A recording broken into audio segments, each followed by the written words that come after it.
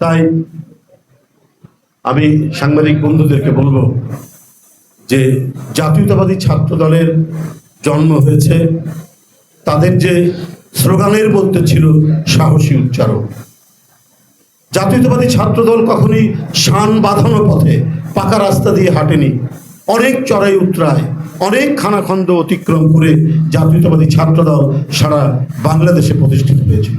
ডাকসু, রাকসু, চাকসু থেকে শুরু করে সকল মেডিকেল কলেজ, বুয়েট, একের পর এক সাধারণ ছাত্রদের সমর্থনে সেখানে প্যানেল নির্বাচিত হয়েছে। তাদেরই উত্তরাধিকার হচ্ছে জাতীয়তাবাদী ছাত্র দল, তাদেরই নেতৃত্ব দিচ্ছে রাকিব এবং নাসির। আমার দৃঢ় বিশ্বাস আপনারা এই মাফিয়া সরকারকে এবং তার এই দুর্বৃত্তপনা, এই গুম খুন এবং বিচার বহির্ভূত হত্যার যে পার্মানেন্ট সংস্কৃতি তারা তৈরি করেছে, শুধুমাত্র শেখ হাসিনার শ্বেত পাথরের সিংহাসনকে রক্ষা করার জন্য আজকে তিনি গুম খুনের পদ্ধতি অবলম্বন করছেন। কারণ অবাধ সুষ্ঠু নির্বাচন হচ্ছে সবচাইতে বড় আতঙ্ক শেখ হাসিনার জন্য।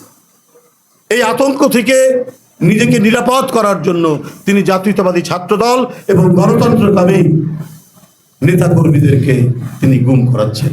আমরা সকলে জানি যে আতিকুর রহমান রাসেল রয়েছেন আইন শৃঙ্খলা বাহিনীর কাছে।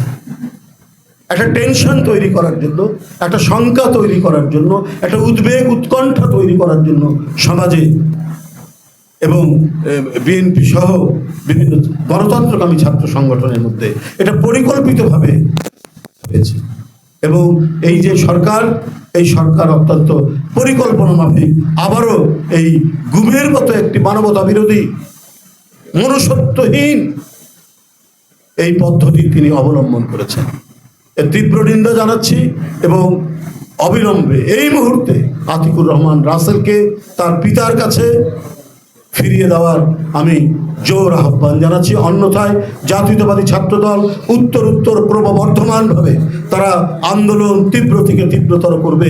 এই দেশের সকল মানুষের নিরাপত্তার জন্য এই আন্দোলন অত্যন্ত ন্যায়সঙ্গত, অত্যন্ত ন্যায্য এবং এই আন্দোলনে দেশের সমগ্র জনগোষ্ঠী তাদেরকে সমর্থন দেবে। দেশের নায়ক তারেক রহমান এই বিষয়টিকে অত্যন্ত গুরুত্ব সহকারে তিনি নিয়েছেন। তিনি অত্যন্ত উদ্বেগ উৎকণ্ঠার মধ্যে আছে যে এই ধরনের প্রাণবন্ত একটি ছেলে, তার বাবা যেটা বলেছেন আমরাও যতটুকু জানি, এই ধরনের প্রাণবন্ত একটি ছেলে, এই ধরনের আদর্শনিষ্ঠ একটি ছেলেকে আজকে শেখ হাসিনার একটি গণবিরোধী সরকার তাকে গুম করবে। এর প্রতিবাদে সবাই সোচ্চার থাকবেন যতক্ষণ পর্যন্ত না তাকে জনসম্মুখে হাজির করে তার পিতার কাছে ফিরিয়ে না দেবে। আপনাদের সকলকে ধন্যবাদ। একটু বিরতি দেয়। আর একটা কথা আছে না, ওই যে স্বভাব যায় না মোলেও কয়লা যায় না ধুলেও, এই যে কয়লা যায় না ধুলেও স্বভাব যায় না মোলেও, তো সেটা তো একটা অমানবিক, নিষ্ঠুর এবং একদলীয় কর্তৃত্ববাদী শাসন। তাদের মনের মধ্যে আছে যে আমরা যে সিংহাসনে বসেছি ওটা একেবারে শক্ত পেরেক দিয়ে ওটা আমরা বসিয়ে রাখবো। তো সুতরাং তো এই ধরনের জনগণকে বাদ দিয়ে তো ক্ষমতায় থাকা যায় না। এই ক্ষমতায় থাকার জন্য তারা একটা ভীতি তৈরি করতে তারা ধারাবাহিকভাবেই এই গুমগুলো করে আসছে, এই অমানবিক কাজগুলো করে আসছে, এই মানবতা বিরোধী কাজগুলো করে আসছে। এর সাথে তো তাদের ক্রস ফায়ার আরও নানা ধরনের মিথ্যা মামলা, লক্ষ লক্ষ নেতাকর্মীর নামে মিথ্যা মামলা এবং কারান্তরিত রয়েছে। এটা শুরু নতুন করে শুরু না, ওরা চলছিল, হয়তো একটু গ্যাপ ছিল, কিন্তু আবারও নতুন করে তারা শুরু করেছে। কারণ ওরা তো জানে, মুখে যাই বলুক ওবায়দুল কাদের সাহেবরা, শেখ হাসিনা তো জানে আমি নির্বাচিত নই, আমি বৈধ নই, সুতরাং আমাকে এইভাবেই টিকে থাকতে হবে। কিন্তু জনগণের ইচ্ছার বাইরে কখনো টিকে থাকা যায় না।